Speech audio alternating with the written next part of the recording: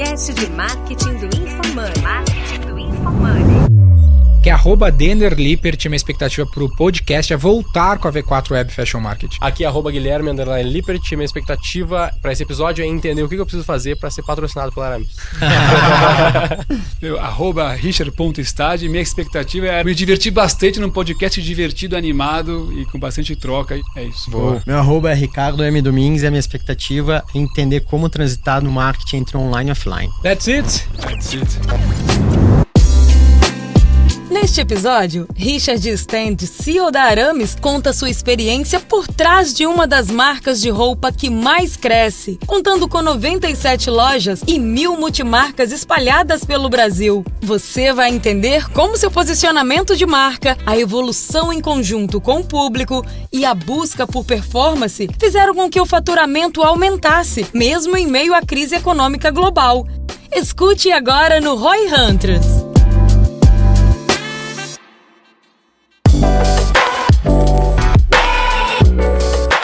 Cara, seja muito bem-vindo, Richard. Só pra gente poder começar, assim, te apresenta, tu tá na Aramis, conta um pouco da tua história pra gente poder começar aí, depois a gente entra nos até a Aramis, né, tem muita gente que obviamente conhece, mas pra quem eventualmente não conhece, pra dar um contexto.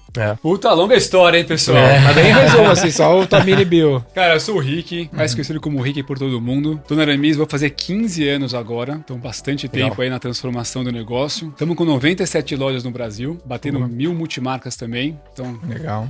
Franco crescimento em posicionamento e capilaridade. E importante falar, né? Casado com a Sara, pai de 3. Legal. Que também é intenso. Vai ter startup, é tocar 3 filhos também. Junto com o negócio, na pandemia. Porra. Então, cheio de aprendizados legais pra gente poder compartilhar aqui com vocês também. Que da hora. Muito massa, cara. A V4, até no contexto da galera que já nos escuta há bastante tempo, a gente, quando começou, a gente ficou 3 anos trabalhando só com moda. A gente chamava de V4 Web Fashion Marketing. A gente já começou a pegar uns clientes ali que eram só moda e a gente focou naquele setor porque a gente achava que poderia ser uma estratégia melhor e sendo melhor com a moda, além da moda ser um estilo de negócio que investe muito em marketing, né? Depende muito. A tese era boa, né? A tese sempre foi boa, porque boa. É um mercado muito grande. Criou marca, foi bem legal. E o marketing, ele é uma peça fundamental na indústria da moda como um todo, né? Por exemplo, eu quero ver a tua opinião sobre isso. Muitas vezes as pessoas pensam assim, tipo, uma camiseta, uma camisa, ela é tudo igual, entre aspas, né? A não ser a marca que tá em volta dela. De fato é isso ou não necessariamente? Como que tu vê a visão do consumidor sobre isso? Eu vejo muito o consumidor vendo valor sim na marca e eu vejo também inovação em tecido. Porque se você pegar realmente camiseta Pima, acho que a maioria acaba fazendo no mesmo lugar. Então, o diferencial pra mim tá na modelagem, no storytelling da marca e pra mim a marca empresta um valor de algo que por isso que ele tá usando o azinho. Acho que você é um baita case pra gente. Um baita embaixador da marca que viu valor nessa troca. Eu tava conversando com um embaixador nosso também que falou, assim como eu empresto minha imagem pra Aramis, a Aramis empresta a imagem dela pra mim também. Total. Então eu vejo muito a evolução da marca e o poder que a roupa tem de expressar uma atitude. Total. E ela traduz isso muito e aí o logo tem essa função também importante de posicionamento e status. Porque senão, realmente, o produto pode ser muito similar. Aí olhar pra modelagem e pra inovação de tecido, acho que tem sido os diferenciais que posiciona e o consumidor vê a diferença além do produto por trás por si só. Legal. E aí você começa a ver uma diferenciação entre as marcas. Porque no fim das contas tudo é uma commodity, né? O que diferencia é a história que tu conta em volta dessa commodity, né? Eu acho que o legal da moda é que ela é muito democrática, né? Eu acabo não usando muito Aramis ainda, mas eu vou chegar lá. Vamos conversar sobre isso. Talvez o patrocínio seja pra mim, então. Mas eu vejo que existe muito na moda também outras marcas que eles vão... Tipo, a Aramis é muito essa questão de ter uma marca, de transferência, de seriedade, profissionalismo. Pelo menos eu leio assim. E aí tu tem outras marcas, não vou citar aqui agora, mas tem outras marcas que elas vão muito pra um lado de tipo assim, não, minimalismo, não importa a marca, é um preto básico e já era. E mesmo assim, por mais que não tenha tanto essa transferência da marca, porque eu tô com uma camiseta que não dá pra saber qual marca é, não importa a marca, vamos dizer assim, também tem esse público que prefere esse lado, né? Que não gosta de... Já ouvi muito isso na internet, né? Eu não quero ser o outdoor daquela marca, não quero ficar com o login da Aramis aqui, que eu acho muito bonito, mas tem muita gente que não gosta.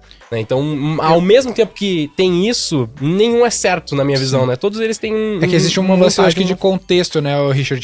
Até tem que ver como é que foi o caso da Aramis, assim, de... Vocês começaram com a alfaiataria mesmo, aí passaram por essa da marca ser extremamente importante, e eu vejo que tem essa novidade de a galera querer ser mais minimalista, que parece algo mais recente, né? Nessa meio que transformação, assim, do comportamento de consumo. Como que é essa timeline no teu ponto de vista dos bastidores? Realmente começou muito mais tradicional, com camisaria, alfaiataria. Sabe o que é engraçado? Eu tô vendo os números agora. E 2017, tá?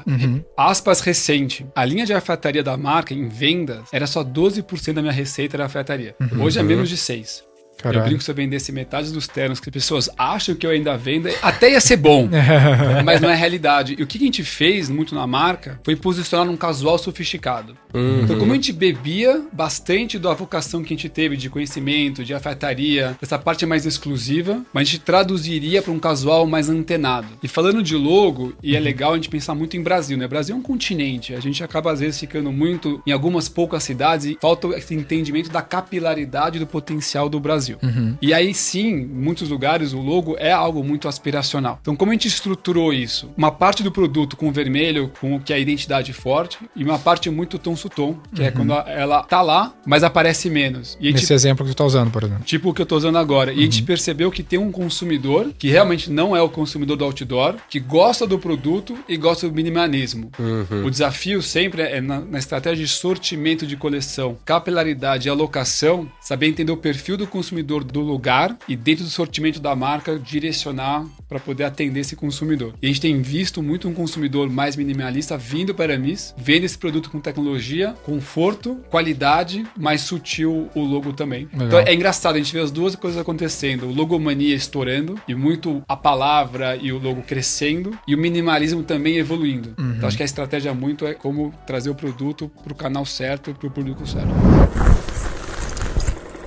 No caso da Aramis, que tinha esse background super mais sofisticado, e agora tem essas coleções quase esporte, né? Que é algo que eu uso bastante, é bem confortável, acho que tem a ver com a pandemia, tem esse contexto também. Como que tu vê, assim, eu fico sempre nessa dúvida no meu business, não tem nada a ver com moda, né? Que é o lance do foco. Então, assim, pô, eu vou ser o cara tradicional, ou eu vou ser o cara com a super marca, ou eu vou pro lance esporte, quase virar fitness, e vejo marcas fazendo isso. Às vezes o cara tá numa linha, ele lança uma linha fitness, ou uma linha nada a ver com, talvez, o que era, né, o core dela. Como que tu percebe isso? Porque vocês estão navegando em coisas distintas. Recentemente eu comprei lá um costume na Aramis, totalmente diferente de uma camiseta básica que eu também comprei na Aramis, que é com aquele tecido fitness, que eu não sei nem o nome, né, especificamente, camiseta de academia, sabe? Mas então, como é que é o nome daquele tecido?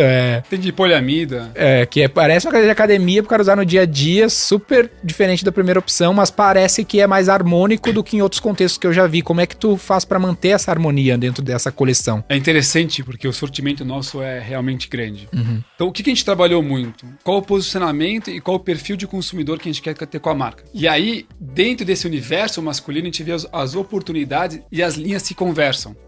Porque você vai pegar um costume com tecnologia de washable que lava na máquina de lavar, primeiro no Brasil, então tem tecnologia. Aí você vai para uma camiseta dessa linha Up, que é Urban Performance, que traz a tecnologia do esporte para a mobilidade do dia a dia e funcionalidade do homem. Legal. Até a camiseta do dia a dia do fim de semana que ele consegue usar. Mas no final a gente está dialogando com o mesmo perfil. Só que a gente está atendendo as necessidades do vestuário dele em momentos distintos, mas com a mesma identidade de marca.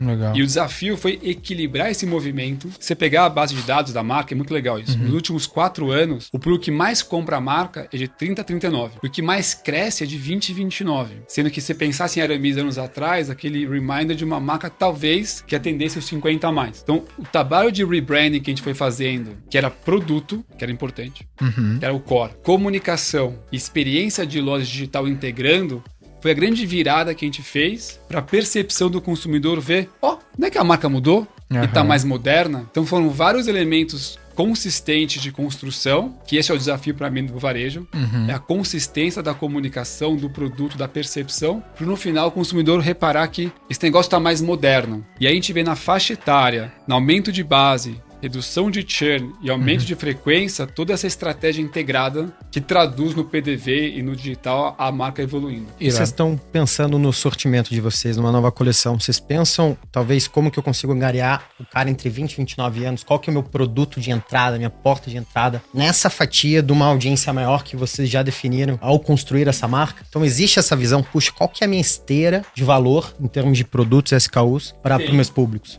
Tem. Eu acredito muito no atitudinal e menos em faixa etária. Eu tenho uma teoria que não é minha, de ver Netflix, Facebook, muito menos sobre faixa etária e muito mais sobre o atitudinal. Legal. O que é o atitudinal? O espírito da pessoa, independente se tem 20 ou 50 anos. E o que eu percebi, uma vez eu fui na loja, um tempão atrás, eu vi um cara de 18 anos comprando e uma pessoa de 70. Aí eu olhei e falei, como você trabalha uma marca de posicionamento atendendo um range de idade tão diferente? E aí você entendeu que não era sobre a idade, é sobre atitudinal. Se o cara põe uma camisa da nossa linha Up e se sente bem, se tem 20 ou 50, 60, pouco importa. Mas quem te percebeu que essa linha nossa, com produtos mais tecnológicos, teve uma aderência muito boa no público mais novo, isso a gente percebeu. Porque ele viu o valor de estar usando camisa, como essa que eu estou usando, mas com o conforto de uma camiseta e mobilidade. Eu sou da época, incrivelmente, apaixonado por carro. Legal. Mas com a proximidade que eu consegui organizar de vida, eu vendi meu carro de patinete, indo muito a pé. Irado. Então, como eu tenho o conforto,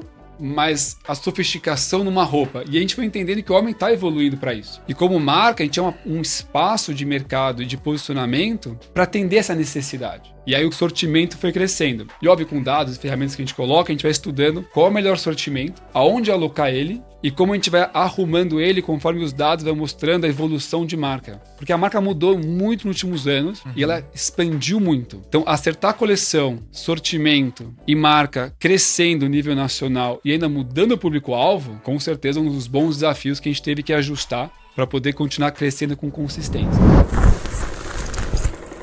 E quando, ainda naquela minha questão do foco, por exemplo, eu não sei o quão recente tem a linha dos óculos, que eu sei que é bem recente, mas acho que nesses últimos anos também teve o lance dos tênis, que é onde eu volto de novo pro lance do foco, assim. Até onde eu vou nos tênis, né? Porque os tênis, me parece, falando no meu ponto de vista de consumidor e próximo da marca, que pra mim ela é o one-stop shop, sabe? Eu consigo comprar tudo pro meu dia a dia dentro do Aramis hoje, raras exceções, sei lá, do que eu vou usar, raras ainda, porque eventualmente até daria. Já treinei com a camisa da Aramis, por exemplo, mas não é daí eu vou pra uma outra marca focada nisso. Parece que a Aramis não quer chegar nesse nível de performance, por exemplo, para essa situação, mas fora raros lugares, sei lá, eu tô nadando ou jogando tênis, eu consigo estar 100% de Aramis. É essa a ideia ou não, eu vou até ao extremo da, sei lá, da performance do cara em outra situação. Não, você traduziu perfeito. E não tão como estratégia entrar no esporte. Então não é para disputar com marcas de esporte especializadas no tema. Tênis de performance, não é o caso? Não é, mas a gente vê que muitas vezes a gente estava usando esse tipo de roupa no nosso dia a dia quando a gente não tá realmente exercitando algo de performance.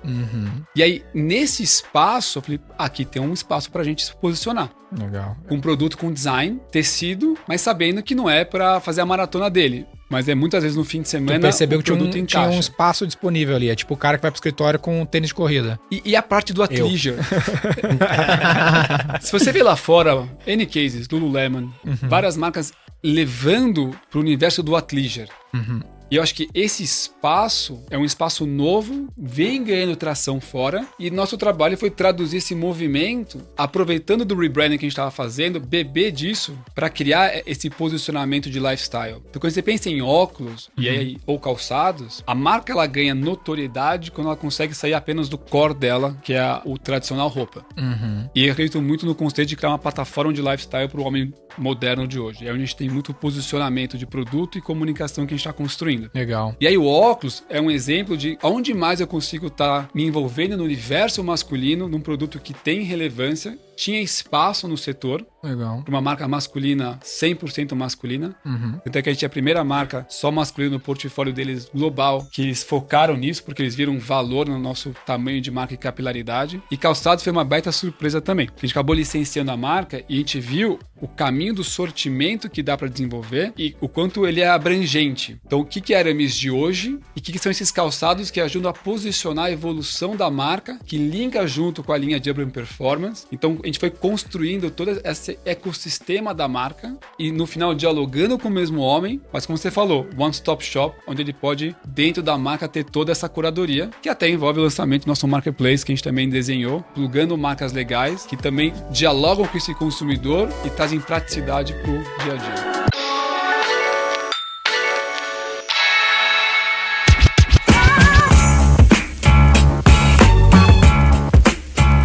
Qual seria a tua linha de pensamento para decidir não fazer algo, então? Tipo assim... Teoria das restrições.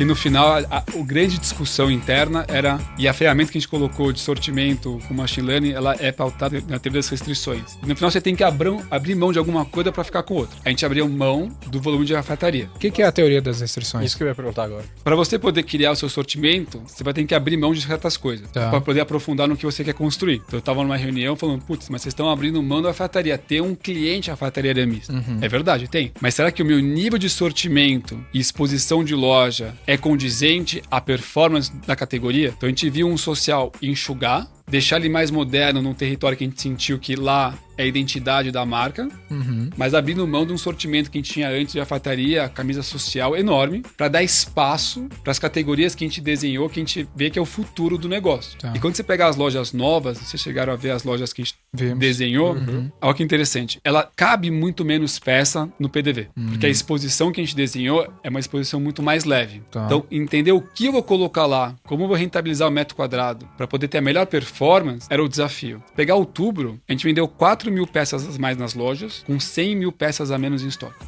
Caralho, isso é foda, hein?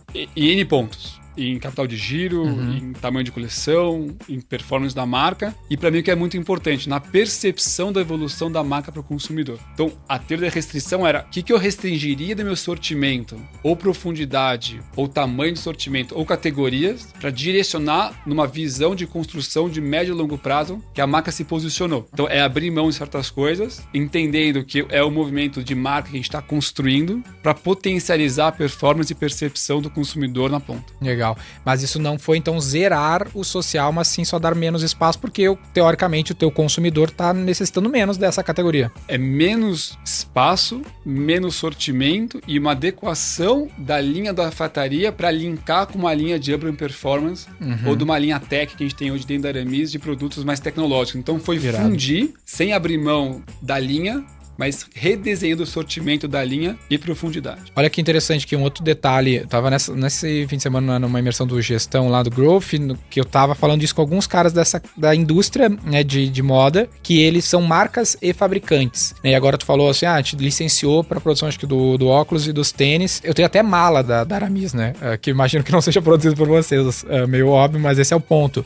O que a marca hoje não produz, ela só é uma gestora de marca, como é que é essa linha de construção? Porque fica mais fácil abrir novas categorias bens pelo licenciamento, imagino eu. Como que é esse modelo de negócio no fim? A gente tem uma teoria que a gente desenha tudo e a gente não fabrica nada. E sempre foi um mindset da companhia. Então, ano passado, a gente vendeu 2,5 milhões de peças de Aramis. A gente desenha toda a coleção e a gente fabrica, isso nem poucas pessoas sabem, 80% do Brasil como estratégia e só 20% fora. Mesmo no licenciamento de óculos... Na produção, tu diz? Produz 80% do Brasil. Como estratégia. O que a gente licencia, a gente desenha o produto. Mas quando a gente pensou em licenciamento, era para entrar em canais de distribuição diferentes da Aramis. Então, quando a gente pensa em óculos, sim, a gente colocou nas nossas lojas.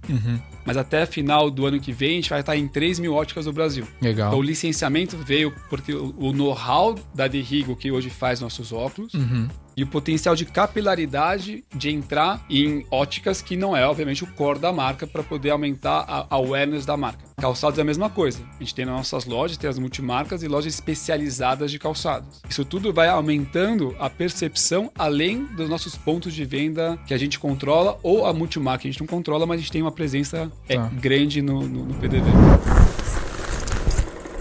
Mas por que é essa estratégia, assim? Quando eu te falo assim, o meu cliente tá produzindo e desenhando, ele tem a marca e produz. Aonde isso tá certo, aonde tá errado, por que vocês optaram pelo caminho que optaram?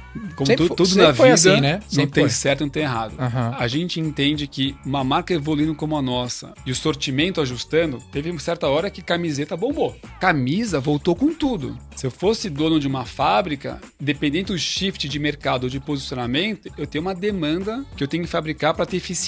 Então, na nossa cabeça, não ter a fábrica, mas ter a proximidade com os fornecedores e poder surfar os movimentos que a marca está fazendo no mercado com agilidade, era mais importante na nossa visão do que fabricar e talvez ter uma margem maior por ter de ponta a ponta, mas não ter a flexibilidade de ajuste do movimento que o mercado estava fazendo Legal. E tecnologia, produtos, tecidos, fabricações diferentes que a gente consegue, com bons fornecedores que a gente tem, ajustar esse rumo. Eu vejo que seria muito difícil, né? Nem vem um case à cabeça de alguém que faz e desenha e produz, talvez tu saiba, mas acho que os grandes cases do mundo não fazem isso, né? Eles são gestores da marca, né? Tem sim as fábricas com marcas próprias fortes, mas se pensar em cases globais, é muito mais... Os grandes cases da moda são mais nessa linha, né? A gente cuida do design, do posicionamento... Do marketing, é uma empresa de marketing, no fim das contas. E produto. E distribuição, né? Também. Marketing, produto, distribuição. É isso. Que é tudo marketing pra mim.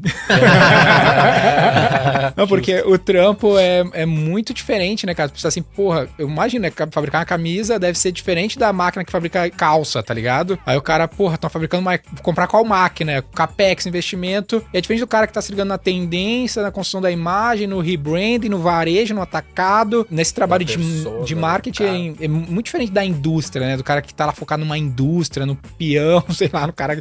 Tipo de profissional, toda a gestão me parece muito distinta do que da gestão entre um caso e o outro, né? Eu acho que isso entra no foco que tu falou lá. Às vezes foco, pode parecer falta de foco isso, né? Porque é muito, é 8 ou 80, assim, é muito diferente na minha cabeça também. E eu vejo uma galera perdendo energia com isso aí, complica bastante. E qual que é a diferença, assim, de dar... Tudo é licenciamento? Como que o licenciamento entra na história? Licenciamento hoje é óculos e calçado. Todo o resto a gente desenha a coleção, fabrica, manda pro nosso CD e de lá a gente distribui para todos os nossos canais. Só pra gente explicar bem pra quem talvez não conheça. Lógico. O que é exatamente o licenciamento? Como funciona isso? O licenciamento, no caso, é quando você tem uma empresa que tem todo o know-how de fabricação, fabrica, a gente vende nos canais próprios e nos canais deles, e a gente fica com um percentual de royalties sobre a venda do produto. No caso, quando a gente desenvolve o produto e a gente distribui, a gente compra o produto, põe nossa margem em cima e fatura para os nossos canais. E nos royalties, é tudo feito por eles, então o produto não passa no meu CD. Eles são distribuidores. Eles são distribuidores para os canais próprios nossos e ou terceiros, que não são relacionados a aramis, e a gente fica com um percentual do royalties da venda desse produto. Então é uma diferença grande no final. E o licenciamento é uma parte pequena do negócio hoje. Hoje é uma parte pequena do negócio. E a intenção é crescer? Ou como que tu vê essa vertical de crescimento? Eu gosto muito de entrar em categorias que não são core da marca, que é bom ter um parceiro que tem o know-how do produto, do desenvolvimento e que a gente coloca a nossa área de design e de produto para traduzir o que isso é uma aramis. Até a distribuição, né? Porque eu imagino que óculos, a distribuição é outra, que tu não tá acostumado, não é o teu player varejista lá, né? Não, tanto é que o óculos, o que vem para nossas lojas vai pro meu CD em Vitória e lá eu distribuo, e o resto vai direto do CD deles para as óticas do Brasil e eu pego um percentual da venda do selling deles.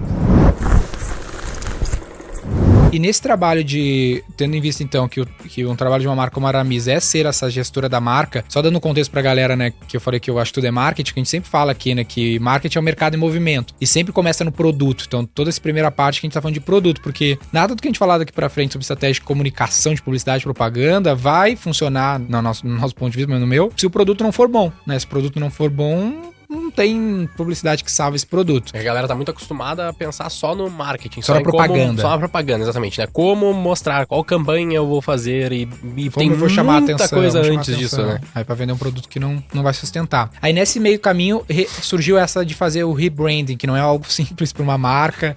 Como que surgiu? Porque eu fico pensando nisso às vezes. Pô, vou fazer um rebranding da V4, mas sou muito apegado na marca, assim. Não, É a nossa filhinha. Dói o coração, né? A XP fez o rebranding, cara, e é foda porque eu olhei assim, caralho, tá muito ruim, velho. Tá muito esquisito. Só que porque o cara tá acostumado. Agora você não sente mais isso. Agora eu não sinto mais, mas é foda, né? Boa pergunta. Super desafiador. Acho que foi um dos bons desafios que eu tive de mexer no DNA. Não era mexer no DNA, isso que é importante deixar claro. O DNA tá lá, mas tudo se atualiza. Se não atualiza, fica pra trás. E pra mim tava nítido que tinha um espaço no mercado de moda pra esse posicionamento desse casual sofisticado que os códigos da marca anteriores não dialogavam com isso. Tá. E acho que um desafio grande, para não parecer esquizofrênico, é o produto, a experiência de loja, o layout, a comunicação tá falando a mesma coisa. Então, quando você começa a mexer nisso, você começa a mexer em certos detalhes da coleção. Mas se você não alinha isso tudo, o consumidor não percebe isso. Difícil mexer em rebranding quando a empresa vai muito bem. Sempre dá aquele receio, puta, será que eu exagero a minha mão e faço um full potential? Ou eu vou mais gradativo? Até a pandemia, e tô falando de 19, melhor ano histórico do negócio, até março de 20, também na sequência, mexendo sim na marca, mas não, a frase que eu gosto muito é be bold, sendo audacioso. Veio a pandemia. Mês de abril, caiu 93% do faturamento. Cara, Mês de maio, caiu 85%. A real, eu fiquei puto. Porque eu tinha uma teoria, nada que eu fizesse na companhia levaria ao extremo dela poder quebrar. Nunca. Mas veio um cenário global totalmente adverso. Que azar, hein? Bem na tua mão. Eu tô aqui há 15 anos, na presidência há 8, então eu peguei vários anos de Brasil desafiador, independente, óbvio, da pandemia ter sido ou mais. E quando eu olhei pra esse movimento, a minha maneira de lidar foi fazer muita coisa. Então eu olhei pra companhia e falei, eu me dei 6 meses pra fazer um turnaround. Falei, eu tenho 6 meses pra refazer. E querendo ou não, numa pandemia onde tudo muda, várias fragilidades e potenciais melhorias aparecem descancaradas. Eu olhei pra todo esse mapa e falei, vou fazer tudo ao mesmo tempo. Eu mexi em posicionamento, mexi em sortimento. A gente contratou umas 40 pessoas na pandemia para refazer a área digital, a área de tecnologia, a área de growth, a área de e-commerce. A gente mexeu layout de loja, ferramentas para fazer sortimento. Então, já que, eu usei muito essa frase, já que eu tô fazendo isso, eu também vou fazer aquilo. E aí uma hora me deu um estalo, que eu falei, se eu fizer isso tudo ao mesmo tempo, e eu vou ser sincero, é fogo no parquinho em todas as áreas.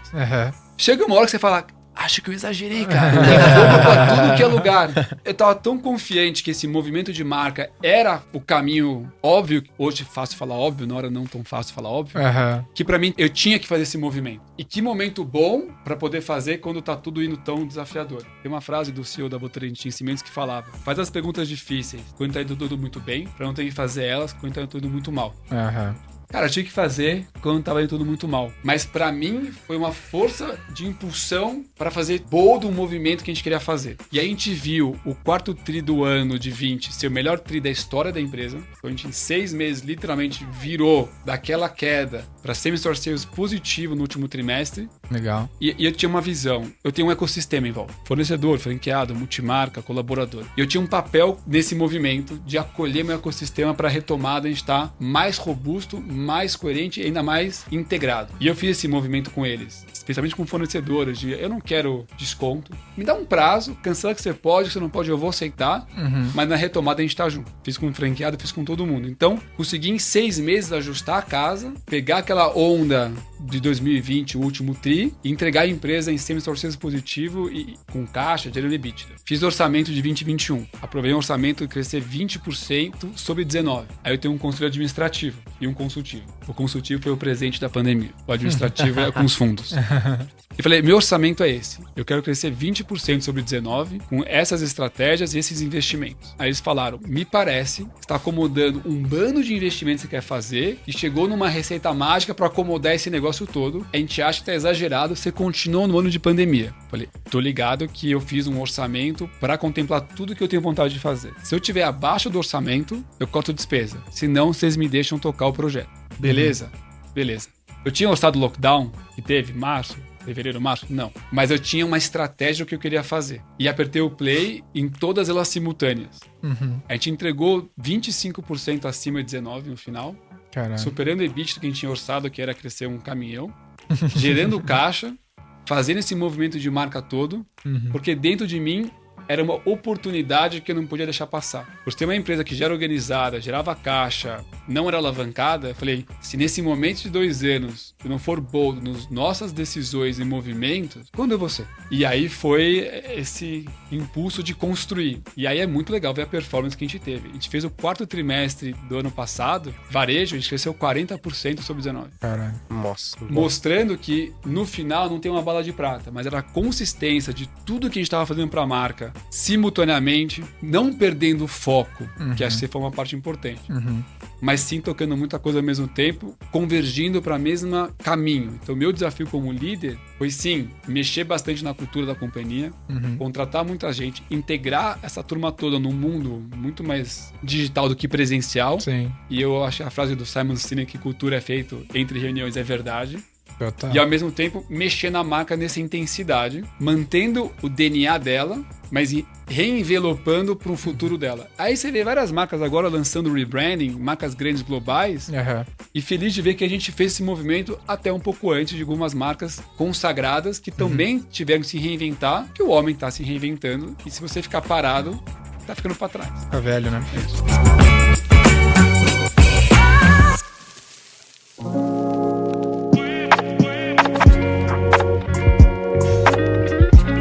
Foram poucos casos que a gente tem muita empresa lá na V4 e foram poucos casos que a gente viu da pessoa socar o pé no acelerador na pandemia e muita gente, a tendência foi, cara, vou tirar o pé aqui, vamos ver qual vai ser e se esconde, sabe, embaixo da mesa. Isso foi pelo jeito bem o oposto do que vocês fizeram. Isso faz parte da cultura, já é algo tradicional, não passou na tua cabeça de, cara, não, vamos segurar aqui e ver qual vai ser daqui 2 anos. Como que tu vê isso? Por que isso aconteceu dessa maneira? Por que não acontece em outro cenário, assim? Eu sei que é difícil de dizer, mas acho que o teu exemplo é um bom exemplo pra galera se inspirar eventualmente. Cultura.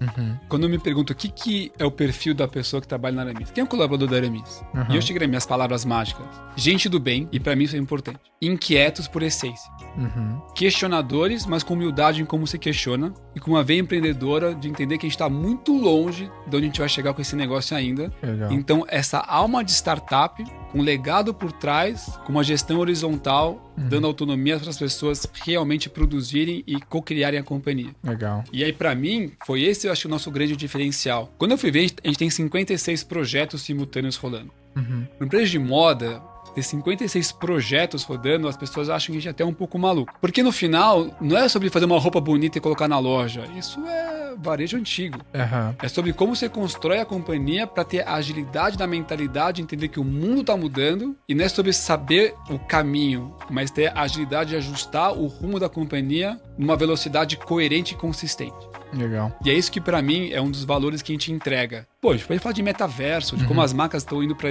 esse universo. Vai funcionar? Não vai? Cara, ninguém sabe ainda. Sim. Mas tá testando, tá ágil, tá com tema quente sendo discutido internamente pra testar caminhos, é isso. Então pra mim é mentalidade. É uma mentalidade inquieta e que quer inovar e quer pensar fora da caixa. E se não tem esse perfil, não se adequa a Aramis. Legal. Porque tem uma teoria dos sistemas complexos. Tudo é um sistema complexo. E a Aramis, por ter 26 anos, ela teve vários sistemas. E o desafio é você quebrando esses sistemas. E eu sinto que a gente quebrou um sistema da Aramis um pouco mais tradicional de alguns anos atrás, com uma mentalidade muito mais dinâmica. Esse sistema se autorregula. Como ele se autorregula? Com as pessoas certas, que é a parte fundamental, e quanto a cultura da autonomia que as pessoas têm em se desenvolver e tocar os projetos dentro de casa. Então, eu faço onboarding com todo mundo que entra, tirando o vendedor de loja, que aí ficaria um volume muito grande, eu faço com todo mundo que entra. One-on-one ou... One-on-one, eu faço questão. Eu tenho meia hora com todo mundo que entra. Porque eu preciso entender, e eu acho que eu tenho um time de talent muito bom,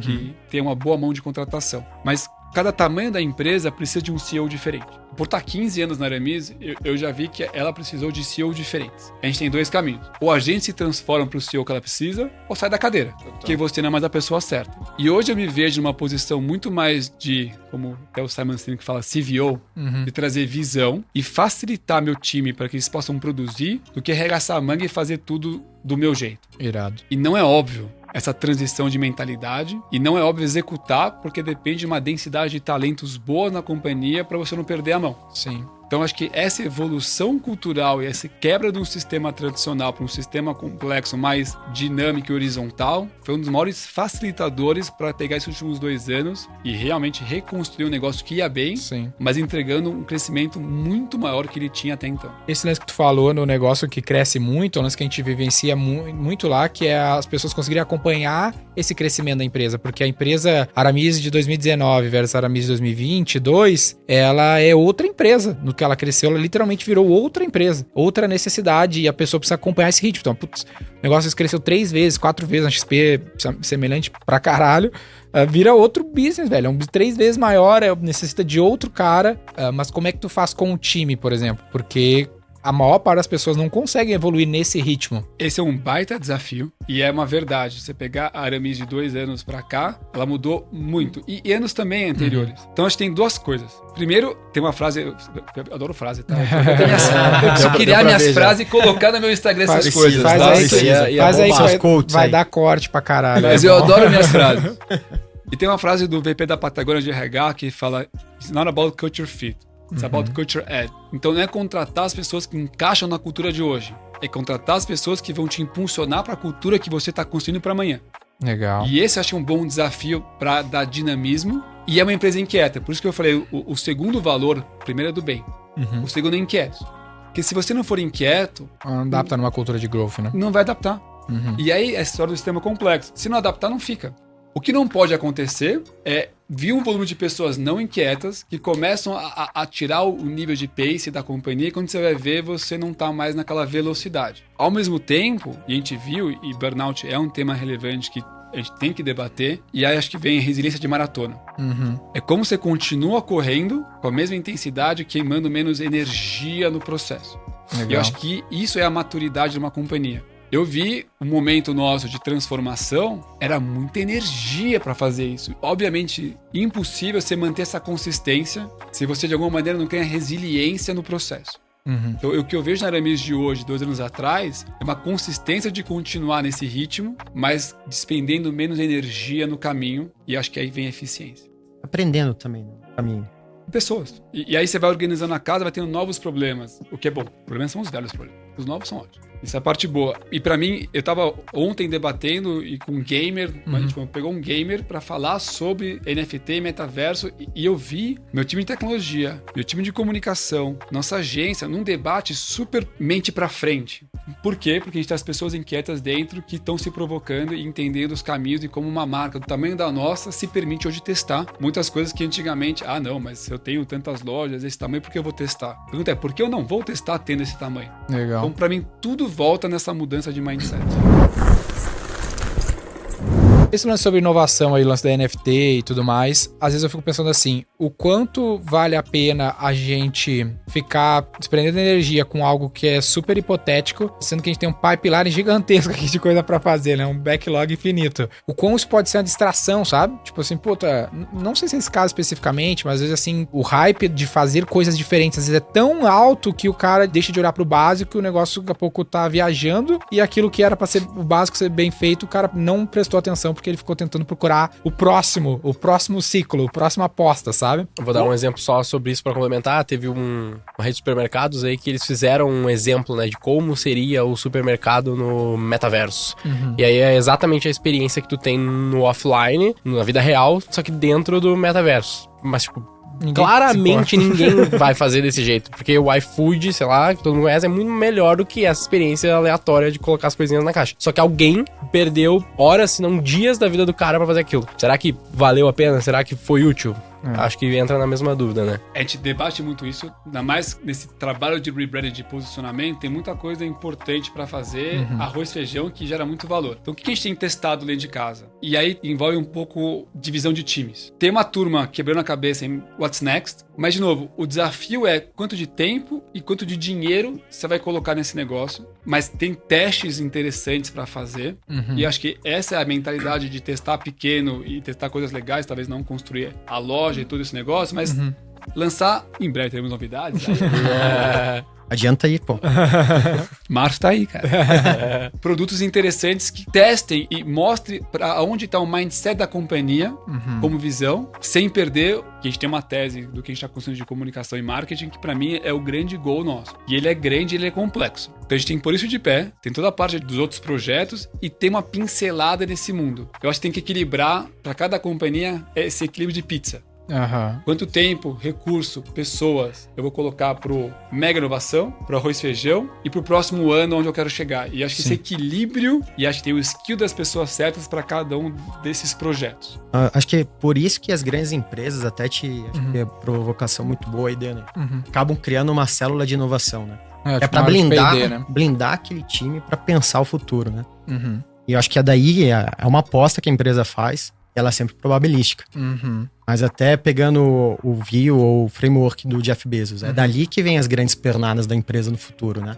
É dali que você consegue, talvez, disrupt o seu próprio negócio versus tendo um concorrente que vai fazer isso por você. O desafio tá nesse mix, nesse equilíbrio de quanto que a energia vai pra lá, mas ela é importante. No mundo que a gente tá... Aí você tem uma Amazon que tem recurso praticamente infinito para fazer isso e tem as empresas tipo as nossas que eu considero médias para grande, ao mesmo tempo tem um limite de recurso. Esse equilíbrio ele é complexo. Maravilhoso poder montar uma estrutura apartada de inovação. Quantas empresas conseguem fazer isso? Não são tantas assim, pensando em middle market. Então, É isso. como a gente faz esse equilíbrio? E essa é uma provocação que não tem resposta certa, e acho que tem maturidade e momento da companhia, mas se de alguma maneira a gente não tá pensando um pouquinho pra frente, além do 1, 2 anos, alguma hora você vai ficar pra trás. Ou você vai sempre lançar depois dos peers do seu mercado. E também lançar muito antes não é muito bom às vezes. É. Tem várias tentativas muito antes que, na Exemplo verdade, desse mercado que o Gui falou aí.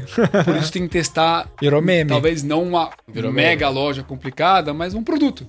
Uma Você amostra de público, né? Não vai jogar... Você Cada um anúncio. Você está mostrando o caminho, colocando um volume de recurso e de tempo que vai mostrar para o mercado onde está o mindset da companhia, mas entendendo que tem uma construção mais robusta acontecendo no momento que tem que garantir que você entrega. Senão você também perde esse meio do caminho. E esse meio do caminho ele é importante. É sempre o meio a resposta, né? Porque tem o extremo do cara que não olha pra nada, então, tipo, tá viajando, não faz ideia do que se trata. E tem o cara que tá enlouquecendo todo mundo na empresa, que agora NFT e metaverso é o futuro. Fecha as lojas que acabou.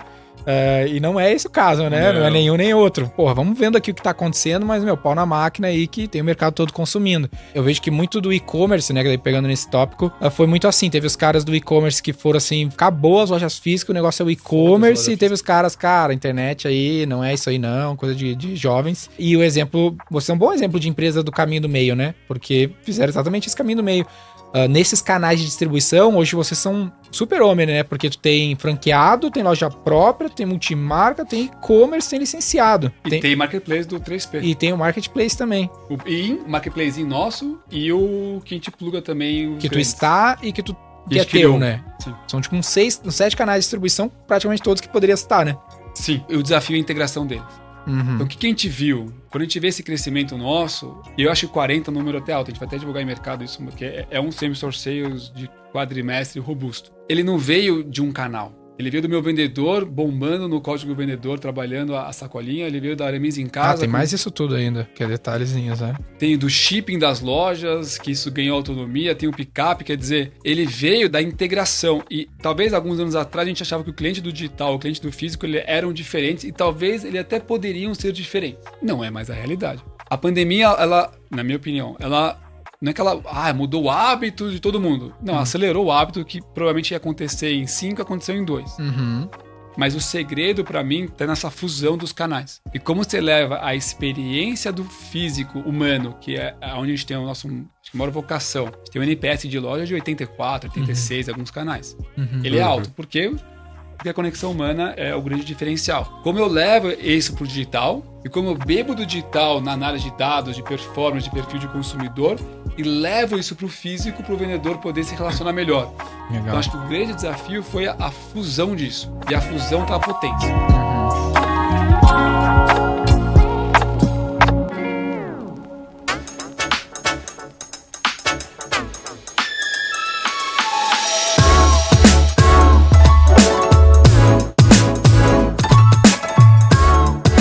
Hoje, como que tu escolhe canais? Porque tem empresas que são gigantescas e outras que exploram um único canal, né? Seja o e-commerce, seja só sua loja física, seja só o seu franqueado, seja... Aí deve ter uns 10 jeitos de vender, né? 10 jeitos de vocês distribuírem produtos. Como que vocês escolhem? Vocês nunca pensaram assim, não, o negócio é só franquia, ou não, o negócio é só atacado, o negócio é só e-commerce? Não, eu gosto de ser multicanal. E eu tava debatendo ontem. O que é multicanal e o que é omnichannel? São coisas diferentes. Aham. Eu gosto de ser multicanal. Eu gosto de ter minhas lojas próprias e eu sou fã de próprio. Acho incrível o canal de franquia, como o poder de levar, assim como vocês fazem muito bem pra mim, o DNA da marca a nível nacional. Sim. E eu acho maravilhosa a capilaridade de um canal de multimarca que leva para cidades pequenas que provavelmente a marca não chegaria com uma monomarca. Você pode enxergar canais como um conflito, ou você pode enxergar os canais como o grande potencial de percepção de marca e de capilaridade de chegar no Brasil profundo. Então, eu sempre acreditei muito no poder dos canais. O desafio tá em como esses canais ganham potência e não conflito. Legal. Então, o pricing point da franquia multimarca é o mesmo preço. O e-commerce a gente trabalha o mesmo preço. Então, a gente teve alguns desafios para o canal ter potência de integração com menos conflito. Porque conflito sempre vai ter. Sim. Por isso são canais. Sim, sim. Então, para mim, sempre foi esse equilíbrio E alguns produtos direcionados para o canal de atacado, porque a gente sabe que é um produto que precisa para o canal. Alguns produtos direcionados para lojas monomarcas, porque a gente sabe que constroem e tem espaço para o pricing do produto. E quanto mais você ganha a capilaridade, você ganha a profundidade de poder ter volume de compra satisfatório se eu quiser atender só um canal. Porque lá atrás na Aramis eu tinha que juntar o varejo e o atacado para ter volume no fornecedor de fabricar.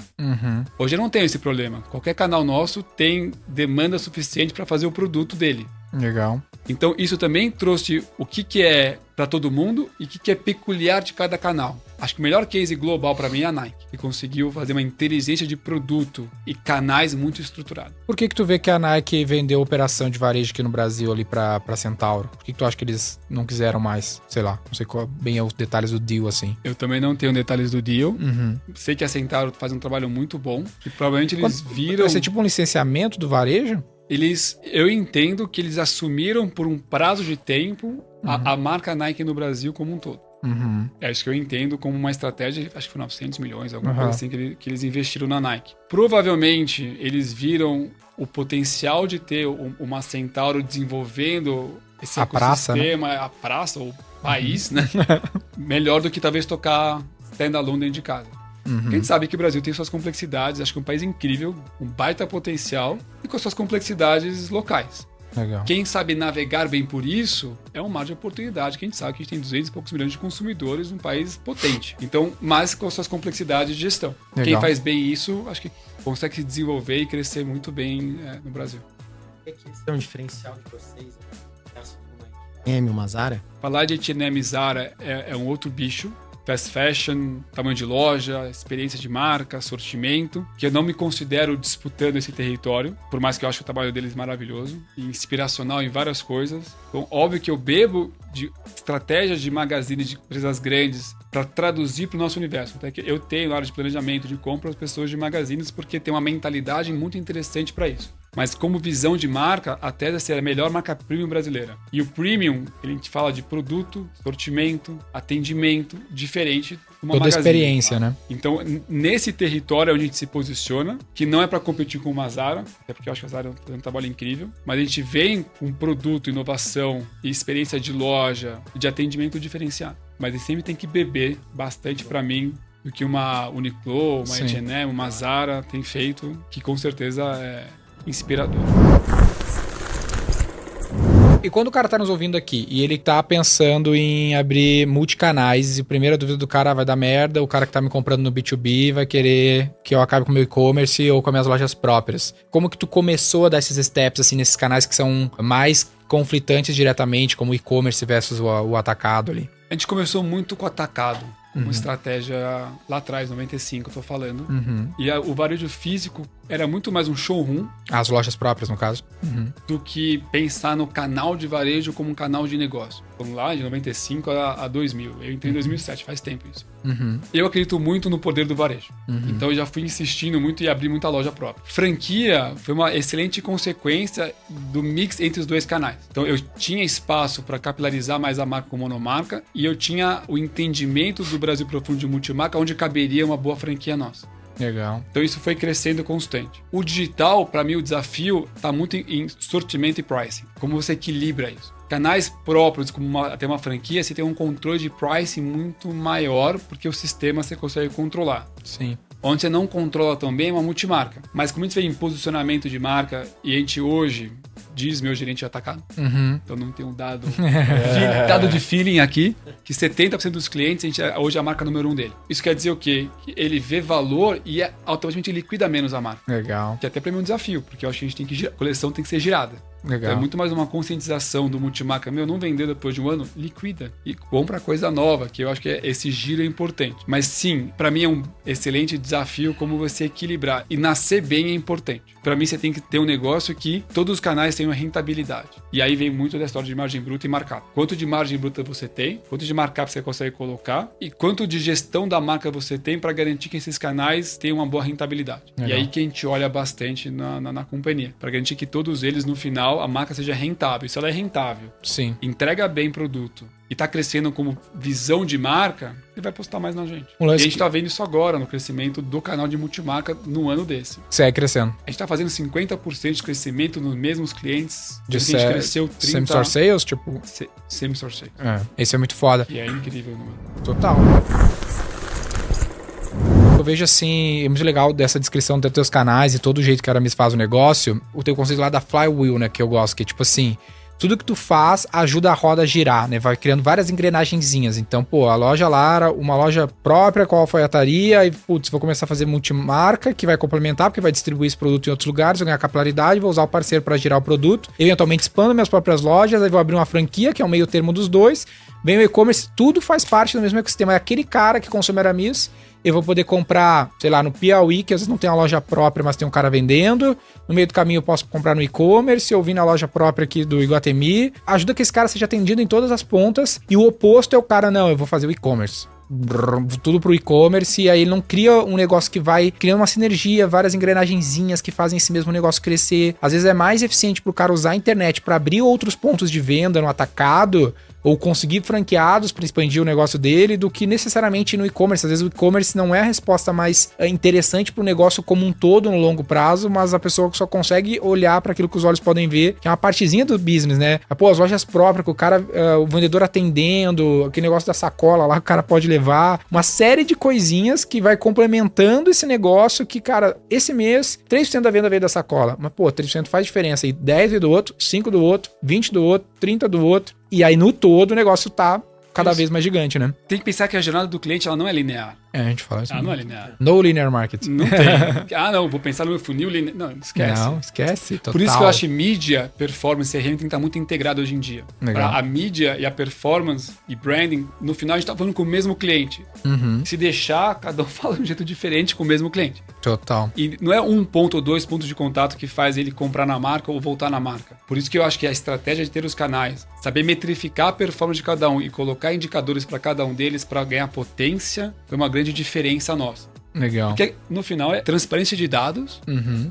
e treinamento e cultura do time de implementação. Uhum. E aí a gente viu uma marca que era bem menor no digital pré-pandemia e pouco integrada de código vendedor para o que se transformou hoje. E para mim isso foi um dos grandes aprendizados que impulsionou muito o negócio hoje em dia. Por que a gente cresceu tanto? Porque todos os canais cresceram. Legal. Se dependesse de um canal só, não teria crescido, cresceu. Hoje o teu forecasting, por exemplo, quando tu apresentou lá pro teu board lá 30% de crescimento no ano, ele vem assim, eu quero crescer 30%, então são X milhões a mais, exemplo, X peças, e tu distribui isso por canais. Eu espero que venha 5% desse canal, 10% daquele outro, 20% daquele outro, porque pra te fazer esse growth com um único canal, provavelmente seria muito mais difícil, né? sim, cada canal tem a sua peculiaridade e o espaço que a gente enxerga que ele tem de crescimento. E a gente pegou o orçamento em ser colaborativo.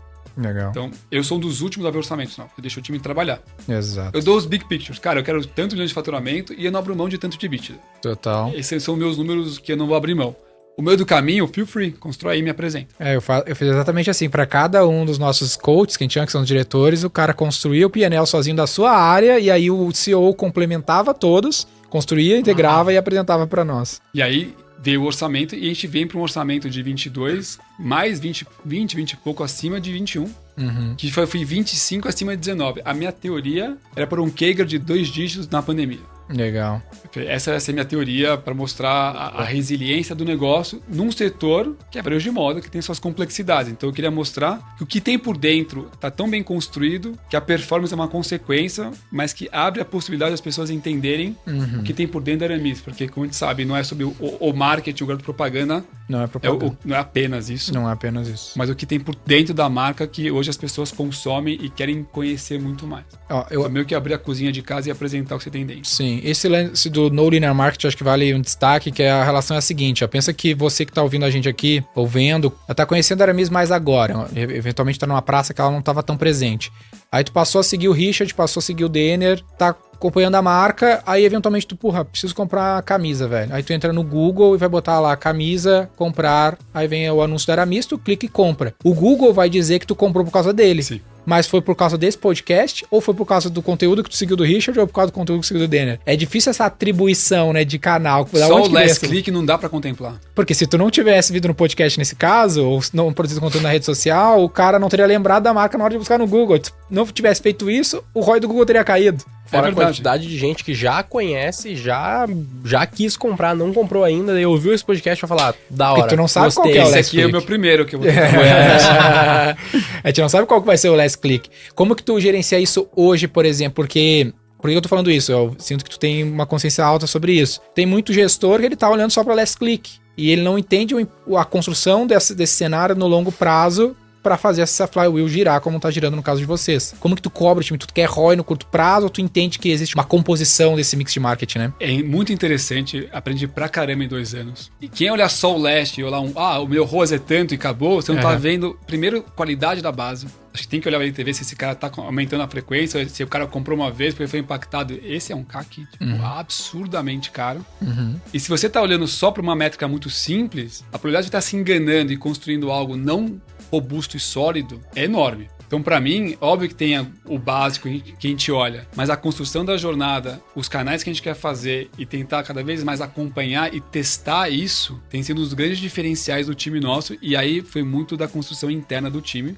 E volta a falar de mindset, porque não era uma coisa tão usual ficar navegando com essa agilidade. E eu acho que por isso que certas coisas é importante ter essa proximidade da informação, bom parceiros, obviamente, e costurando e ajustando, porque a gente aprende muito rápido. Diferente de materiais de marketings antigos que era muito off, acho que o One te dá uma flexibilidade e uma velocidade que se você não está preparado, você basicamente deixa passar quase todas as oportunidades porque você nem entendeu o que aconteceu. O que está acontecendo em volta. E é muito dinâmico. E para mim, para quem gosta de varejo como eu, é muito divertido. A gente fala que na loja, você testou uma coisa, já viu se vendeu ou não vendeu na loja, no digital o brinquedo é muito mais legal. E outra coisa, vou montar uma loja no e-commerce e vou vender. É que nem você montar uma loja no shopping que não existe. É tudo menos isso. Quem acha que montar o e-commerce vai sair vendendo, eu vejo a complexidade por trás, para no final você ter uma relevância no digital e não ter uma única estratégia. Eu vejo que não existe o negócio de e-commerce, existe o negócio de varejo com o canal de e-commerce, que é um jeito do cara distribuir. Aí o cara, não, eu vou começar um negócio de e-commerce. Cara, não existe esse negócio. Esse negócio de varejo. Tu sabe operar o business de varejo, o cara nem sabe o que tá vendendo, não sabe desenvolver produto, se for por causa da indústria, não, eu vou comprar e vou vender, mas daí, varejo multimarca é outra parada, cara, tu vai ter preço, tem que comprar em escala, porque se ter preço, tá competindo com o Brasil todo, não é tão simples, não é só botar uma lojinha no ar, fora tráfego, fora UX, fora marca, fora tudo isso. N ferramentas pra poder agilizar, logística, saque, porque nem cheguei nessa parte. Nem Mas sabe qual que é o lance legal, né? São quantos anos de Aramis que ela existe? 26. 26, né? O legal de uma Aramis, dentre outras empresas, a própria XP ou a V4 aqui, é o tijolinho sobre tijolinho, sabe? É tu empilhando. Tipo assim, não é assim, não é... Cara, não tô dizendo pra ti que tu não vai conseguir fazer esse negócio, mas tu tem que entender que ele tem que ir melhorando. Então, pô, imagino que um dia na Aramis a logística foi uma puta pica, entendeu? Aí os caras conseguiram resolver, tem CD, hoje tá rodando lá e nem vão tocar nesse assunto. Logística tá resolvido. Mas foi um tijolinho. Aí, beleza, agora o tijolinho do multimarca. Agora o tijolinho da franquia. Outra pica gigante, coffee, lei específica pra esse canal. Aí puta, beleza, agora tijolinho do e-commerce. Hoje a Aramis é um negócio... Licenciamento. Hoje a Aramis é um negócio, uma torre gigantesca de vários tijolinhos que foram colocados ao longo dos anos. Eles estão sempre sendo restaurados, né? Porque senão ele deprecia. E pra ser esse castelo que ele é. Então, não é à toa que... A gente chega na conclusão, então, que são vários tijolinhos e a Aramis é uma pirâmide? Não. Pirâmide não. Não é assim. Skyline. Mas eu concordo com você. Eu e minhas frases, eu adoro minhas frases. Einstein dizia, tempo é relativo. E acho que um dos maiores aprendizados pra mim é entender o tempo. Que certas horas é um tijolinho por vez e parece que é uma eternidade, mas no final não é uma eternidade. Por isso que no final, acho que um bom aprendizado da pandemia é curtir mais a jornada do que o final. Porque não tem fim. O melhor remédio pra ansiedade é o planejamento de longo prazo. Segura essa. E curtir o que você tá fazendo. E no final, você tem que curtir o que você tá fazendo. Você tem que chegar de manhã e tá feliz de estar fazendo o que você tá fazendo. Todo mundo tem dia difícil, todo mundo tem hora que você fala, puta merda, tá sou um foda. fracassado. Dorme, acorda e faz de novo. E nunca negligencia o que você sabe que você precisa fazer e você simplesmente não faz. Minha teoria é, eu posso errar muito, e eu erro. Agora, eu nunca negligencio o que eu sei que eu preciso fazer e não faço. E aí, acho que pelo menos você tem essa consistência e construção, é isso. E às vezes é um tijolinho por vez, e às vezes é 2 passos para trás, para dar depois 2 para frente, e ter humildade desse movimento. Porque certas horas você quer estar em certo lugar, mas como você falou, eu tive que olhar para outras coisas, dar alguns passos para trás, reorganizar, para depois dar alguns passos para frente com mais consistência. Legal. E varejo, para mim, é pautado em consistência, o que é difícil construir. Muito foda.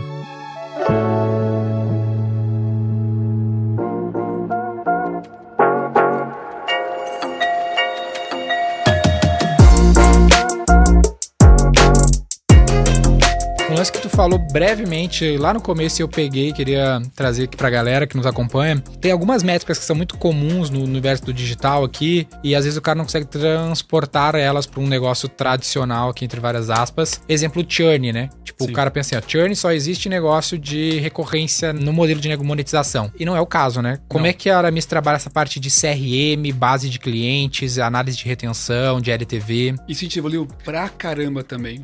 Tanto colocando ferramentas O2O, onde eu consigo pegar o carrinho abandonado, mandar pro vendedor, mandar mensagem e ter um vendedor só digital para atender a necessidade do cliente. Então a gente evoluiu bastante nisso. O2O, só pra galera que não sabe, Gui. Online to offline. E offline to online.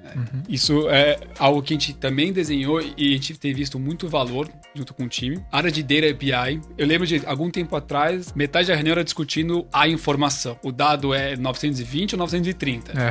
Puta tempo. Eu falei, meu, já acontece muito. Empresas grandes. Isso a gente nem imagina, né? Total. Então a primeira coisa que a gente teve que fazer é organizar a área de dados da companhia e todo mundo beber da mesma informação. E eu sei que é básico, mas não é básico. E não é fácil.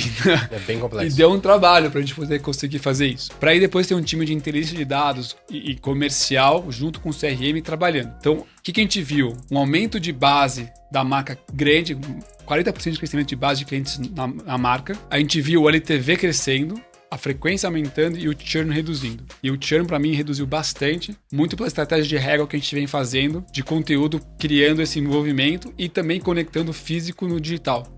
E a gente viu um churn caindo quase mais de 12 pontos percentuais em um ano. Legal. Bastante, cara. É bastante. E aí, é as métricas de acompanhamento diárias com o time de operação, para poder garantir que a gente está olhando para isso, estudando hipóteses do porquê está acontecendo, e aí tentando cenários para ver se a gente consegue melhorar esse engajamento. O que é um churn pra ti? O que tu considera um churn, assim? É uma baita pergunta que você pegar qualquer material de RI, ninguém fala. Eu tô ligado. Porque no varejo não é assinatura. Então, pô, o cara tem que criar um time que o cara não comprou pra considerar um churn. A gente considera churn 12 meses. 12 meses sem comprar churn. 12 meses sem comprar, entra no conceito de churn nosso. Veio de um ano complexo de pandemia que eu acho que todo mundo que é vestuário deve ter visto aumentar o churn. Total. Falta de frequência em lojas, em shoppings. Então, eu te falar o que é o mundo perfeito, eu não descobri, porque nenhuma listada me resolve me falar qual é o churn deles para poder comparar se o meu churn tá bom ou ruim em relação aos peers. O que eu tenho visto é que a brincadeira, antes de eu conhecer funil, eu brincava que o chuveiro tem que ser maior que o ralo. Muito bom. Tio funil. Então, eu acho que o desafio foi como aumentar a base de consumidores, como fazer esse cara ficar mais fiel e vivo dentro da marca, reduzindo o churn dele e aumentando a frequência. E aí a gente usou muito o CRM para poder fazer esse trabalho e o O2O e vendedor, com uma boa inteligência, fazendo essa régua de relacionamento com o cliente e fazendo ele voltar. Aí você falou, é código vendedor, é carrinho no digital, é Aramis em casa, é o cliente na loja, o cliente no digital, é CRM bônus. Tudo isso junto, misturado, integrado, que é o próximo desafio, é você integrar toda essa informação num lugar único que você consiga ter essa clareza para poder testar e aí fazer vários testes de como isso vem e pode melhorar a performance de cada um deles. Então, quando a gente vê um crescimento grande, a história de não ter bala de prata, é entender em cada um desses pontos como você está trabalhando para ter consistência. Massa. Pra galera que não tá ligado, ó, pensa que o teu cliente tá em ticket médio. Qualquer varejista conhece o ticket médio, então dizer que seja R$100. E aí, se você não conhece a tua base, não tem o cadastro desse cliente, que é uma dificuldade na maior parte dos varejos, tu não consegue saber, por exemplo, que esse cara volta 5, 6, 7 7 vezes a comprar de ti. Ou seja, na real, ele não te deixa R$100, ele te deixa 700, né? Que seria esse parte do cálculo desse LTV. O que muda com essa informação? Pô, se o teu cliente vai deixar R$700 de receita, vamos dizer que tem R$400 de margem, pô, tu pode pagar até 400 para ficar no 0 a 0. Não 50, R$40, que seria olhando só pro ticket médio. E pode trabalhar para esticar isso. Como é que eu faço, por exemplo, se for separar por cohorts, que a gente fala, né? Qual é essa safra de janeiro? Ó, tinha 1.000 clientes. Sabe, esse grupo de clientes comprou pela primeira vez a tua empresa na tua vida. Em janeiro, 1.000 clientes, tá voltando só 200. Porra, será que eu não posso pegar essa base de clientes de janeiro, esses 1.000, e começar a fazer campanha só para eles e ver se essa curva não aumenta, né? Mesmo sem medir last click, eu consigo fazer uma aferição por correlação que essa campanha tá impactando nesse cohort e começar a trabalhar isso. Ou uma análise RFM também, outro jeito legal de olhar para isso, né? No varejo. Recência, frequência e valor monetário. Tudo depende do cadastro, né? Que é um... Eu ia falar agora isso. É onde eu ia bater do cadastro do varejo físico. É o cadastro. É a associação, o cadastro e a associação da venda no cadastro. E é onde a gente bate bastante, assim, de... O que seria essa associação? Tem que cadastrar e toda a venda associar ao CPF. Ah, tá. Então a gente tem hoje uma associação de 89% de todas as vendas que acontecem no varejo físico. Mas por que não tem 100? Onde é que dá merda? Tem cliente que não quer dar. O problema é o cara não ter se cadastrado ou o problema é que ele compra de novo e não quer dizer que é ele? Muitas vezes tem dois problemas, da frente do balcão e atrás do balcão. Um é o cliente não quer dar. E outra é a cultura do vendedor de não associar, porque para ele não era importante. Então você tem um trabalho de aculturamento do time de operação de loja, da importância da associação. Então você tem um convencimento de como abordar o cliente para ele querer dar os dados cadastrais e associar a venda, para a gente começar a acompanhar melhor a frequência de compra que ele tem. Concordo, entendendo aí sim o real LTV dele. E a gente teve um desafio interessante no campo de conscientização do time de vendas, da importância da associação da informação, para a estratégia de CRM e inteligência de performance do time ser mais consistente e trazer esse consumidor de volta para a loja ou para algum canal digital nosso que também está linkado pro vendedor. Isso é foda, velho. E vocês ainda estão num nível de que a obrigatoriedade seria, o padrão é cadastrar. Tem gente que nem tem o padrão, não é nem cadastrar, né? Tem cara que fala, não, mas o meu negócio é muito fluxo rápido, né? Farmácia. Pô, as farmácias aqui em São Paulo, tudo cadastro, cara. Tudo cadastro. Interessa, porque isso era a pandemia, né? Que fechou as lojas. Pô, se tu não tem essa base pra ativar lá na área do Domingues, pô, tu fica sem nada, tu fica sem audiência. E todo dia é comprar mais mídia, comprar mais mídia. Pô, cada vez mais caro, né? Cada vez mais caro fazer isso. Esse aí pega o CPF mesmo, essa é a chave única pra vocês. CPF, a gente tem, pra ter associação 100% é CPF, aniversário, e-mail, telefone, por causa do WhatsApp. Pra considerar 100% de associação, tem que ter esses dados válidos. E aí você tem que pegar a venda e associar a compra, para você poder garantir que você está acompanhando a jornada do cliente real de consumo na loja. Mas esse exemplo que você falou da farmácia, as farmácias até dão incentivo para você dar o CPF, né? Te dão desconto. Porque realmente o valor do dado, de você conseguir, a gente chama isso lá na XP de visão única do cliente. Identificar que João é João em todos os momentos e canais dentro do ecossistema. E aí, a tua capacidade de combinar mensagem, proposta, momento e canal, ela muda de patamar. Tem a forma de solucionar através de cultura, né? De explicar, mostrar, demonstrar para o vendedor lá o porquê isso é importante. Vocês não chegaram a pensar em ter algum incentivo para os caras fazerem isso? Tem. Tem incentivos também? Ninguém vive só de cultura, de carinho. É isso que eu pensei. Ninguém vive. Então você tem que ter lá a bonificação da loja e da performance deles. Aí é a beleza dos KPIs. O que você precisa aqui hoje seja prioritário, você coloca o KPI do semestre, do ano, o que você quiser. Legal. Para primeiro criar a cultura de fazer, que é a parte e depois você pode migrar para outro trigger que para você ele é importante, que seu time se desenvolva e crie o hábito de. Porque uma vez criado o hábito, a vida fica mais fácil. Total. Sim. Isso é uma coisa que eu vou conversar um dia, né? Que você é bem ritmo ritual. Eu também sou. Eu acho que é uma das disciplinas para mim que tem que ser, importante ter. E uma vez que você cria essa disciplina, esse hábito, você pode ir pro próximo. Então a gente ficou muito na associação. Agora já está indo para métricas de bonificação do time de caixa de loja, dos operadores ou do vendedor, se for fazendo. What's next que eu preciso que isso aconteça? Então legal. Isso é uma coisa para mim. É o tijolinho muito, de novo, né? Muito evolutivo. Olha só, tem uma polêmica aqui agora. Que é, tu nunca pensou, ou eventualmente ter vendedores não comissionados na loja? Todo mundo comissionado na loja, sim. Tu nunca pensou em não ter, tipo, como a Apple faz, caras assim? Porque, o que é a teoria, né? Normalmente, quando eu falo isso, caralho, da onde não existe essa possibilidade?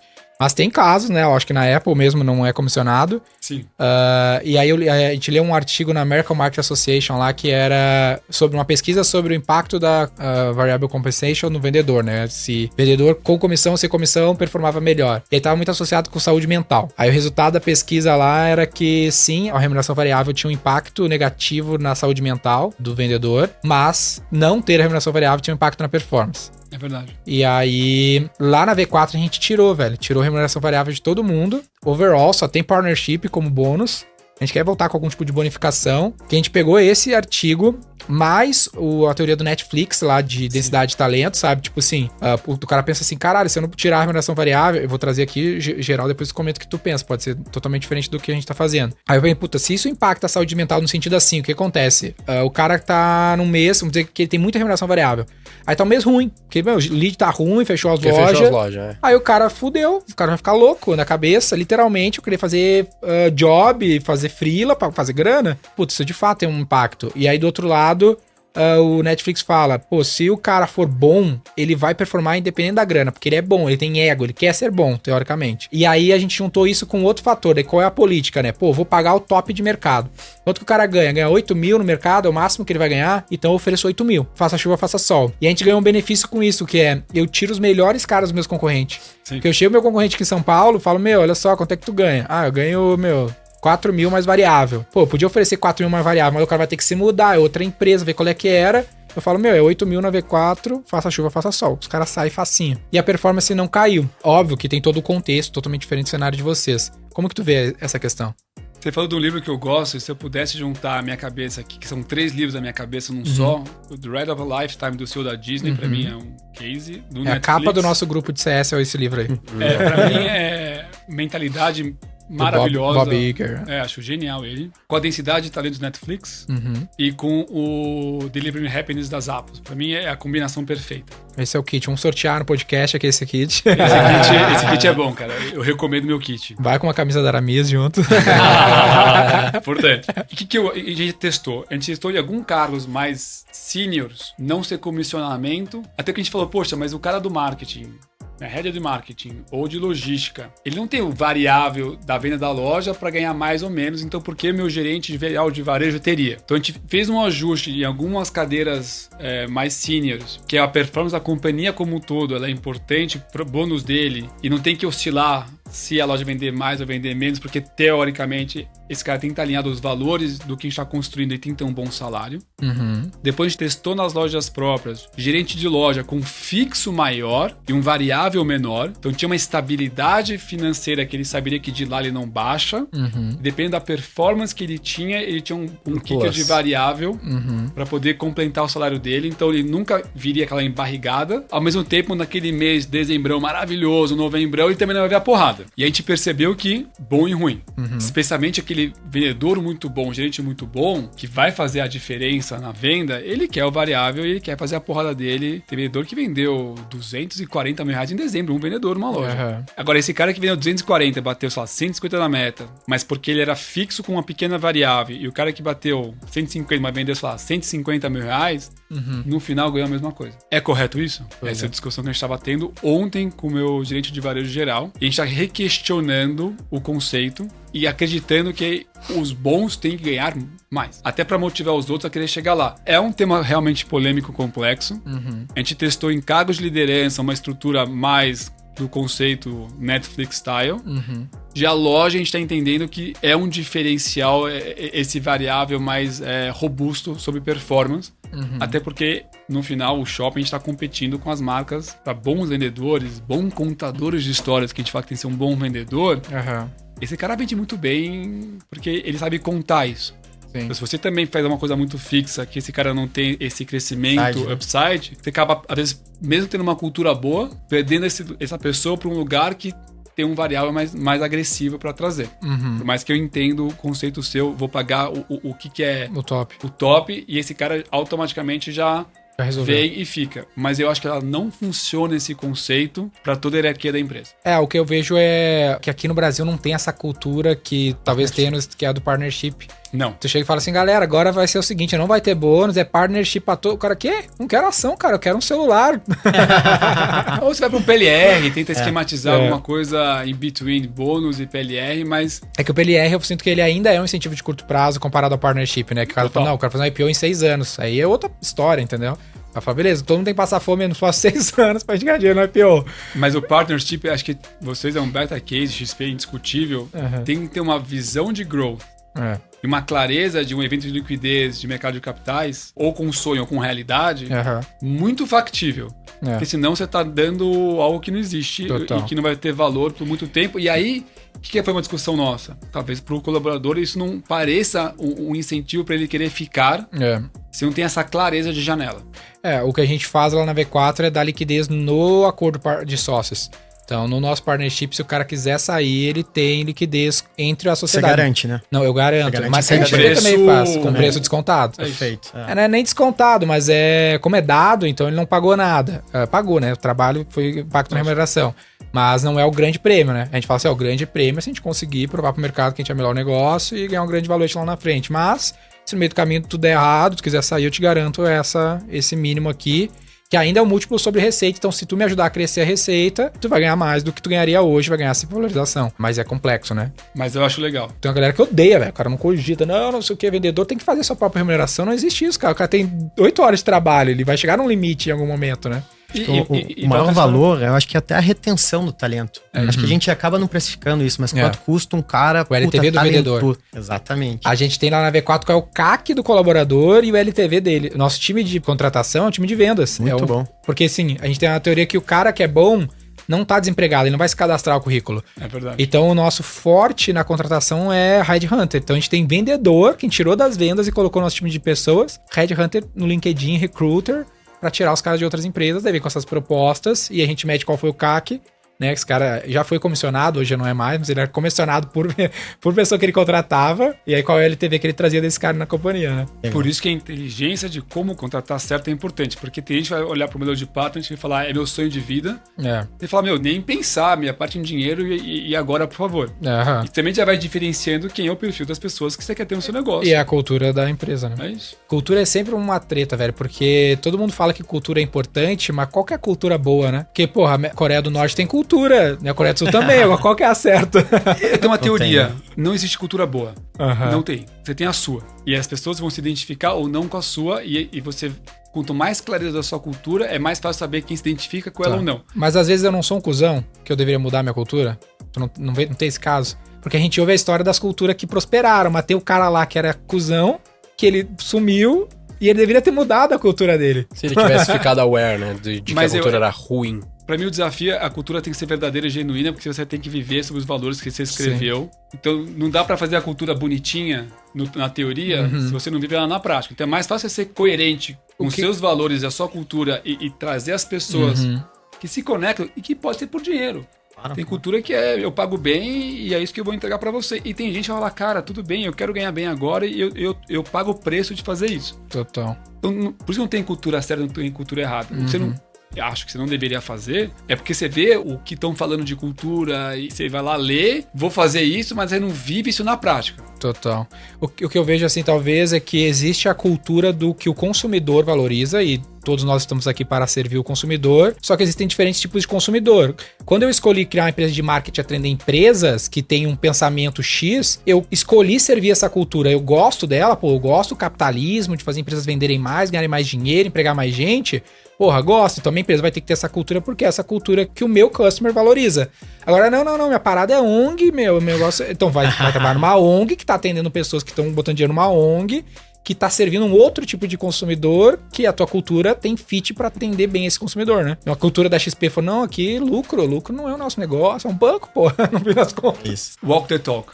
Por isso que é importante o que você quiser desenhar de cultura seja algo que seja vivido. E a cultura ela é multidimensional. Ela pode até começar de cima para baixo, mas depois ela é muito mais vivida. Por isso eu gosto de fazer onboarding, conversar com as pessoas. Ver se é a galera certa. Se isso tá acontecendo na prática e não na teoria. Mas tu não participa do processo seletivo em nenhum momento? Só das vagas que respondem para mim. Mas faz o onboard. Ou se alguém me pede minha opinião. Pô, você podia... Tô com uma dúvida nessa vaga, se você puder entrevistar, eu adoraria. Eu faço o oposto. Chega pra mim todo cara, final, tá contratado, só falta o teu carimbo. E aí eu venho um relatório, eu olho, se eu não acho nenhum, como é que eu falo? Um instinto, sabe? Que isso aqui tá estranho.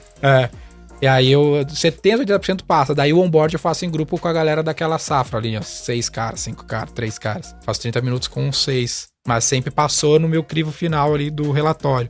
Mas sempre fico nessa dúvida, né? Porque tu tem que participar desse processo de entrada, ou mais high touch na contratação, ou no onboard. De alguma forma, tu tem que esse é o trabalho, né? Garantir que é a galera certa. Eu acho que é isso. O trabalho é ter clareza do time de talent, do que eles estão buscando de características para garantir isso. Até gosto, eu tenho testado esse formato em entrevistas. Quando eu tenho alguma dúvida, eu costumo trazer mais pessoas para entrevista. Então eu já fiz entrevista de vaga quando eu não tinha conhecimento técnico para poder debater e ter clareza. Pessoas de fora da empresa que eu gostava da opinião. Caramba, difícil. Tá bom. E aí ele falou, ó, pensa num bate-papo, tá? Aí a vaga de marketing nossa, que para mim foi um desafio quando eu fui trazer a Ju, eu trouxe um cara de agência, que é o Everton, que é amigo meu da Future Brand. Depois eu trouxe um amigo meu de negócios digitais lá, o Bruno Pinheiro. Legal. E eu juntei uma turma lá e falei, faz as perguntas aí também. E me traz sua sensação. Aí eu gostei do formato, eu comecei algumas vagas... Na coletiva, 3 pessoas sabatinando. Coitada, gente. Mas eu começo, ó, pensa no bate-papo leve, que são pessoas que, no caso dessa vaga, que eram de fora, e algumas vezes eu faço pra vaga de dentro. Tô contratando uma pessoa de VM, eu peguei a pessoa de trade, de planejamento PCP, alocação, mais uma pessoa e bater um papo juntos.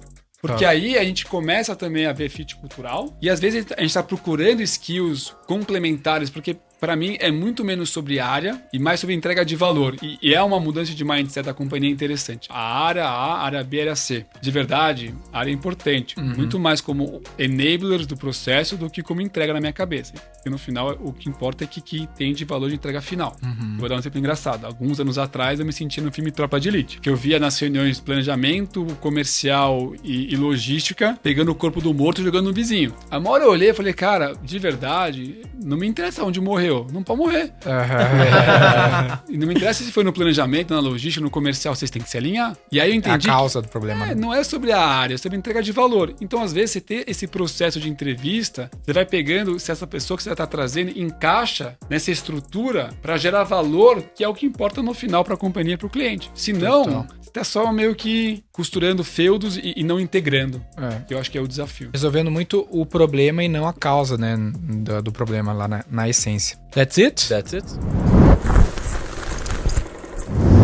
Richard, quem quiser, eu sei que tu tá mais low profile, né? Como é que é essa tua visão, assim, pra gente finalizar, de ser mais high profile, mais low profile? Eu lembro que eu li o Empresas Feitas para Vencer, a gente sempre fala aqui, o Jim Collins fala que o bom líder não é high profile, e eu fiquei com isso na cabeça por muito tempo. Falei, não, vou ser high profile, ficar nos bastidores. Como que tu vê isso? Tem uma importância de estar falando pela empresa. Super. E se a galera quiser ver mais, falar mais com você, como é que faz? Eu tenho um amigo, que ele tava como CEO da Exame, conhece o Thompson? Não conheço. E ele chegou um dia pra mim e falou, Rick, não existe mais CPF sem CNPJ. Então, entenda que todo CNPJ precisa de um CPF. Então, pra mim, tem um ponto de equilíbrio importante, porque no final, você é o porta-voz da visão da companhia que está construindo. Então, para mim, é algo que eu estou evoluindo. Tem que ter umas aulas com você ainda, não vou negar, estou precisando de umas aulas. LinkedIn já fazendo com mais consistência de conteúdo. Legal. E o desafio de entrar no Instagram também. Mas eu acho que você tem que trazer a sua autenticidade. Acho que o importante para mim da rede é você não formar, na minha cabeça, uma persona algo que você não é, porque acho que é sempre difícil você ter que... Não dá para ser um personagem, né? Então, o meu desafio pessoal tá na autenticidade. Consistência, acho que é um desafio de conteúdo. E autenticidade no que você quer falar. E talvez, acho que você sabe melhor do que eu, a mensagem do que você quer que as pessoas percebam, que muitas vezes não é o que você tá, às vezes, falando. Por isso, a consistência do que você quer falar e trazer as reflexões e os insights bons, eu acho que é importante e ser você mesmo. Legal. Uma dica, eu acho que, pelo menos é uma coisa que eu gostaria de ver se eu te seguisse, por exemplo, e é mega fácil de fazer e tem muito cara de Instagram, é dia a dia. O que tu faz no dia a dia, velho? Tipo, qual que é a rotina? Quais coisas tu tá olhando no detalhe? O que tu é hands-on? O que tu é mais deixa os caras fazer lá e tá tudo bem?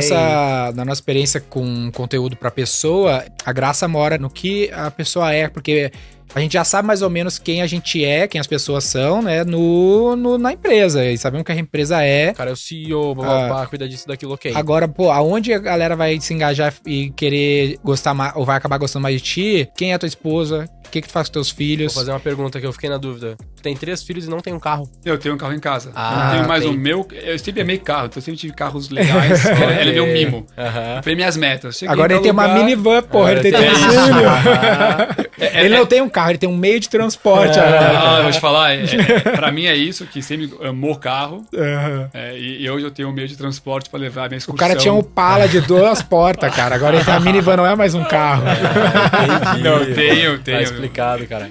E tenho 3 filhos, então acho que esse pra mim é um tema que eu percebo que também chama muita atenção das pessoas. Como equilibrar paternidade, Total. pessoal, esporte, vida e ao mesmo tempo é trabalho. Isso. Que legal, Isso né? A é um gente equilíbrio. Teve um episódio anterior aqui que a gente tava com o Lucas Amadeu, que era o extremo oposto, né? Que é o extremo oposto, assim, tipo, cara, não vou ter mulher, não vou ter filho, não vou casar, não quero nada disso, foda-se e vou viver minha vida aqui sozinho. E agora a gente tem um outro lado. Mas tu vê que esse tipo, cada tipo de pessoa atrai um tipo de cliente, o lance que eu falei. Exato. A empresa serve ao cliente, entendeu? O tipo de empresa que ele toca e a cultura que ele construiria não seria para atender, talvez eu como consumidor, Definitivamente não. que já me identifico mais com o estilo do Richard, o estilo que ele transmite na Aramismo Albens, o estilo da cultura, que é esse mercado que a gente tá atendendo aqui. Pode ser idiota, mas, por exemplo, vocês dois, amigos pessoais, super vejo, faz total sentido. Tu e o Amadeu não muito, porque ele tem uma outra pegada, é um outro estilo de vida, né? É um exemplo. Aí que mora o lance de não tá certo ou errado, mas Exato. qual o consumidor que tu serve. Não, total. Ele talvez não se daria bem no marketing da Aramis quanto ele se deu bem, sei lá, na marca da Vivo, entendeu? Exatamente. E o fato de ser genuíno também, né? Que eu acho que a base, base né? fundamental, as pessoas compram verdade, autenticidade. Fazendo isso bem feito, eu acho que tem espaço pra todo mundo e tem mercado pra tudo, né? Boa. E cupom Fazer da o pessoal. Aramis tá na bio aqui, galera. Vamos colocar. Tá garantido. Vou colocar por 24 horas o cupom Olha da bio aí, também. Roy Hunters tá aqui, o cupomzinho da Aramis, compra Bravo. lá que é garantido e facilita muito a tua vida, hein? One Stop Shop, vai lá e compra tudo que tu precisa, facilita a tua vida. Depois vai pegando a manha das medidas, já compra no e-commerce, tá tudo certo. É isso aí. Boa. Adorei o bate-papo, pessoal. Boa, Super divertido.